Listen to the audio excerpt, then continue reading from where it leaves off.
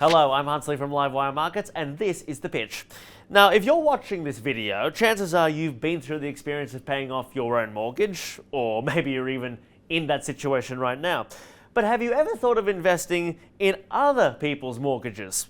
Well, that's what real estate debt is, and today we're discussing the investment opportunity in that asset class with Nick Raffaelli of Altex.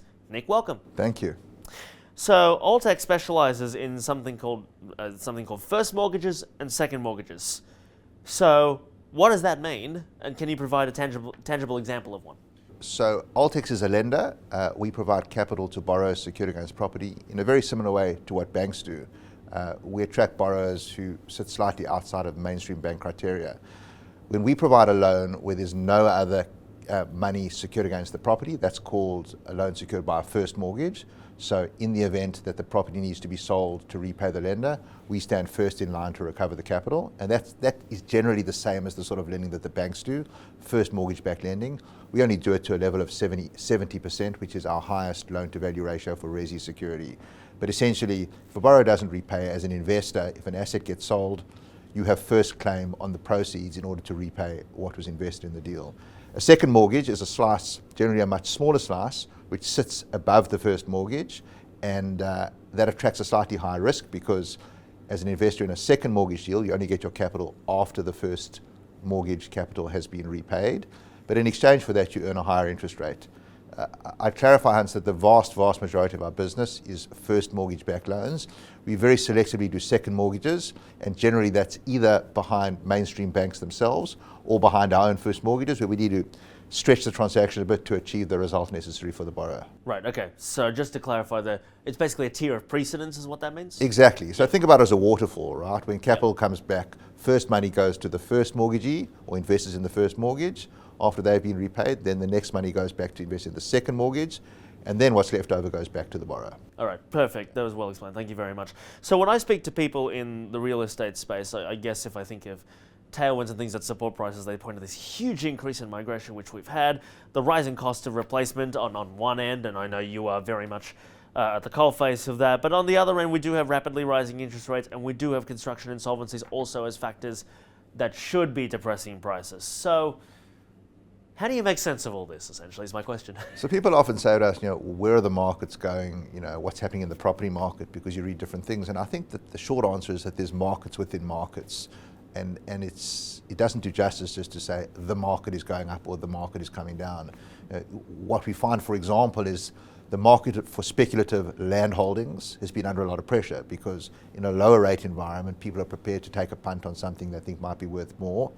The holding costs are relatively low. What that means is the amount of interest you have to pay just to hold a piece of land while you get an approval or wait for something to change or position yourself to build something is relatively low. In a high rate environment, it's like holding a hot potato. You just can't hold on to it for too long. You have to do something with it. So speculative land holdings, as an example, I think is a market which is very soft at the moment.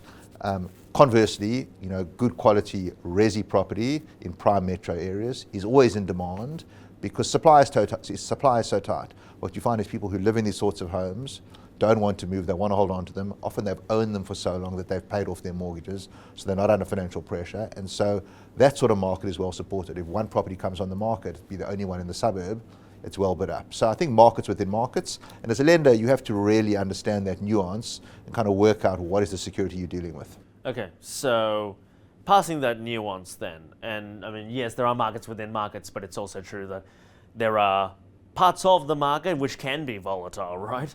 How do you ensure then, in a period of heightened volatility or heightened uncertainty about the trajectory for the economy, rates, whatever it may be, how do you ensure that you don't make a loss on clients' money? So I think you really have to go granular on every deal, which is, I guess, the best and the worst part of our business. It's the worst part in the sense that it's more difficult, I should say, to scale the business because it's not like you like BHP and therefore you can place an unlimited bet virtually on BHP if you're an equity fund manager. I think you have to go deal by deal by deal. What is the security? What's it worth? What's it likely to be worth? Who is the borrower? How much of their own capital are they putting into it? How strong are they? What's their exit strategy?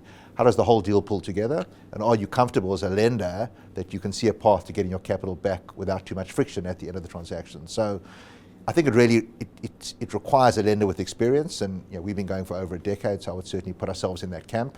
But you wouldn't want to be investing with someone who's just hung up their shingle saying, we can do first mortgage lending, give us a go. I think that it's one of those things that looks simple on the surface, but once you unpeel it, a lot of things can go wrong if you don't really understand what you're doing. So what makes the Altex team then well placed to navigate this particular? So we started in 2012 as a 3-person team. Today we're 60 strong with offices in Sydney, Melbourne and Brisbane, people on the ground in Adelaide and Perth as well. We've got really well built out teams in all the core areas. So we've got a credit team of 10 people headed by a head of credit who's come out of a bank. We have a head of distribution who's run a very big team at a multi-billion-dollar organization, enabling us to attract a BDM team that brings first look at the deals to our shop. We have a loan management team, we've got a loan servicing team. We have a very well built out structure within our business. Importantly, within credit, we've got a very experienced property research team that spends a lot of time drilling down on the values of assets. So I think in shorthands, we have a very well staffed business, enabling us to do the basics in a very diligent, very methodical way, time after time after time. And I think that investors who've been with us for a long period of time see value in that. There'd be others, I'd point out, that can pay a high interest rate to investors or offer a more exotic return, and we don't try and chase that. We don't pretend to be the biggest risk takers in the market. I think what we found is there's a part of the market where we're comfortable to lend money, where there's a good volume of quality transactions, where we can find enough deal flow to provide good opportunities to our investors. Do one thing and do it well. Nick Raffaelli, thank you very much. Thanks a lot. And thank you very much for joining us for The Pitch. If you enjoyed that, you can subscribe to the Livewire Market Index websites as well as our YouTube channel, where you can catch more episodes of The Pitch. Thanks for watching.